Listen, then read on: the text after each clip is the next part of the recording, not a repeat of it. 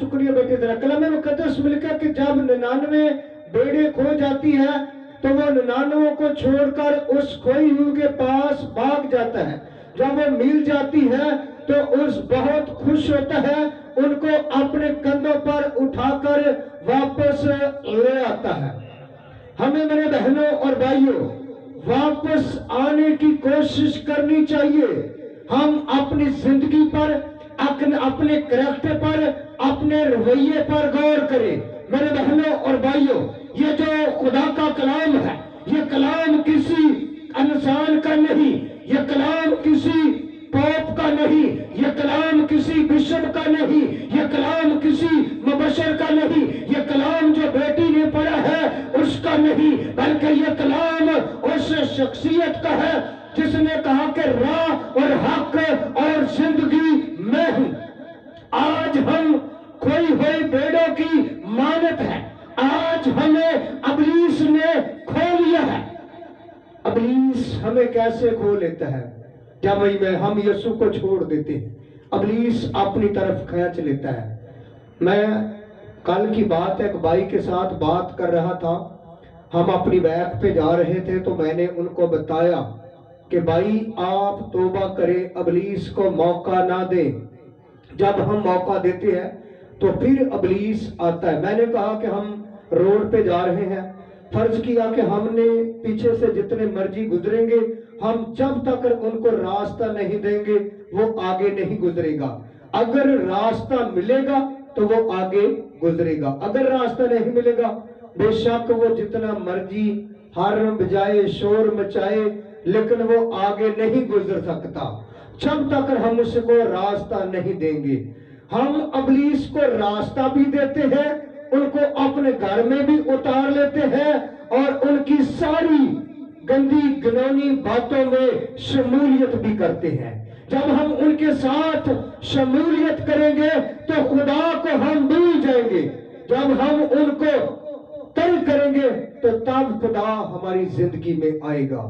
آج انسان کھوئی ہوئی بیڑوں کی مانت ہے جو کھو جاتی ہے.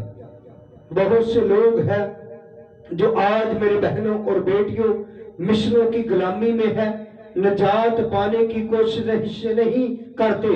مشنوں نے نجات نہیں دینی, نجات دینی ہے تو خدا کے کلام نے دینی ہے. نجات ملنی ہے تو اس کو قبول کرنے کے وسیلہ سے ملنی ہے.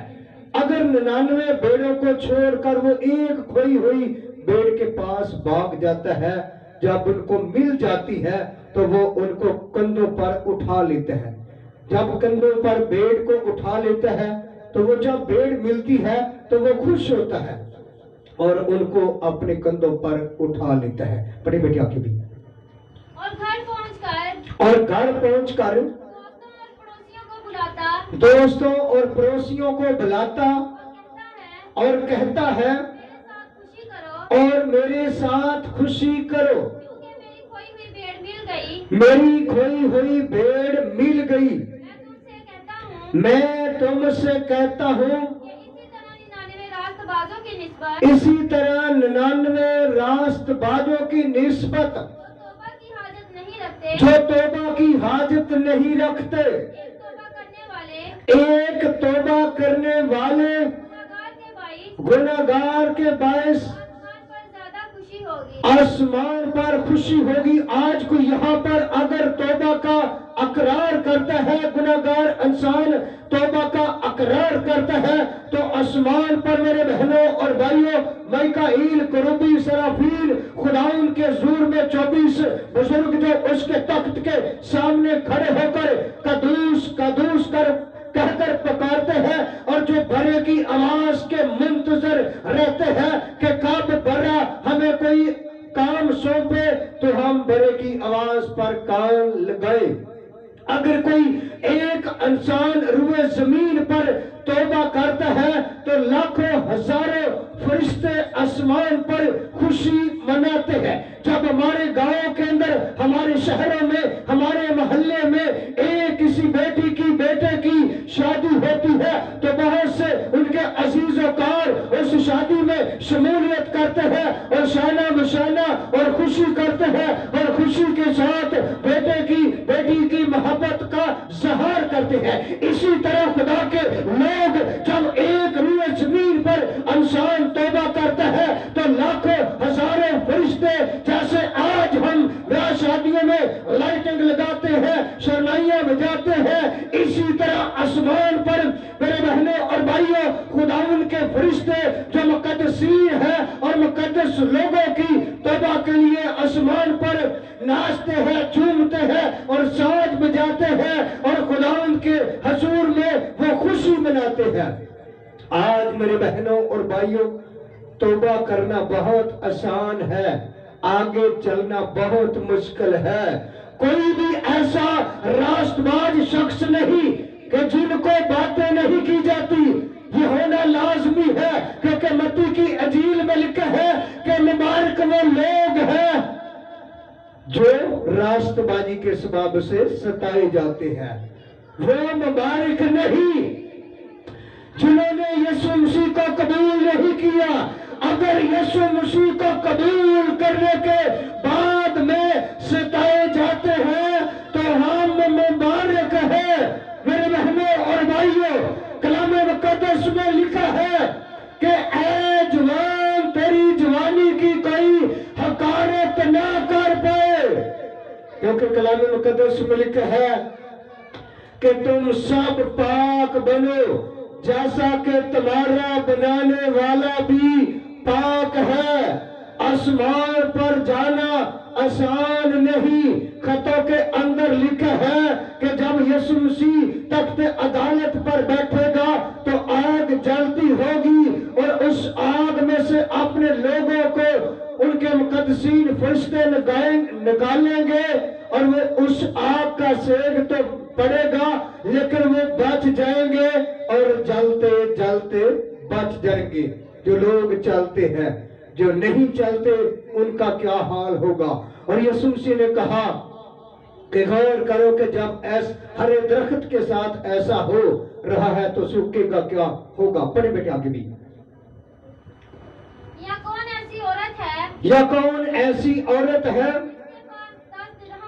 جس کے پاس 10 درم ہو اور ایک کھو جائے اور وہ چراغ جلا کر گھر میں جھاڑو نہ دے جب تک مل نہ جائے، کوشش سے ڈھونڈتی نہ رہے، جب مل جائے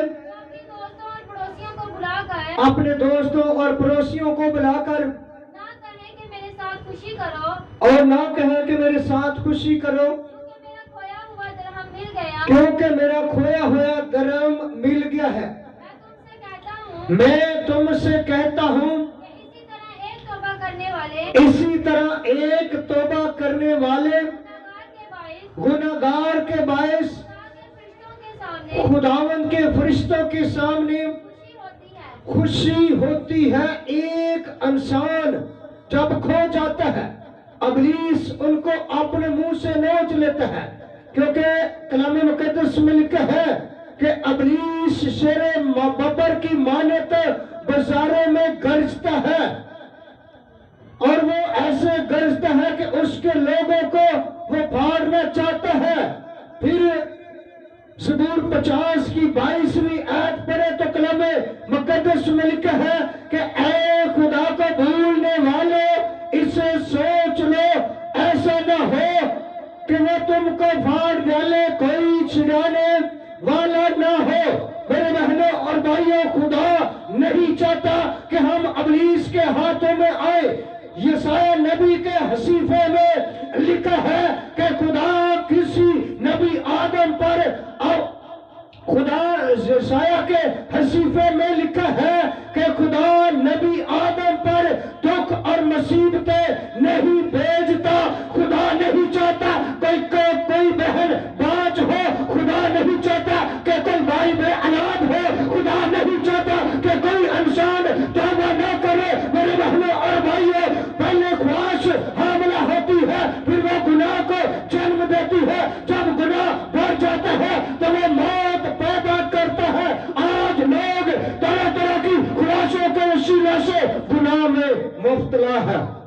अनाज नहीं मिलती, बेरोजगारी है, काम कर नहीं मिलता, हम ऑफिस में जाते हैं, ऑफिस के लोग हमारी इज्जत नहीं करते, वो क्यों नहीं करते? हम अपने कानों से सुनते हैं, अपने दिल पर, अपने किरदार पर, अपने करैक्टर पर निगाह नहीं करते, अपने चाल चलन पर भी निगाह नहीं करते। ये क्यों इज्जत नहीं करते?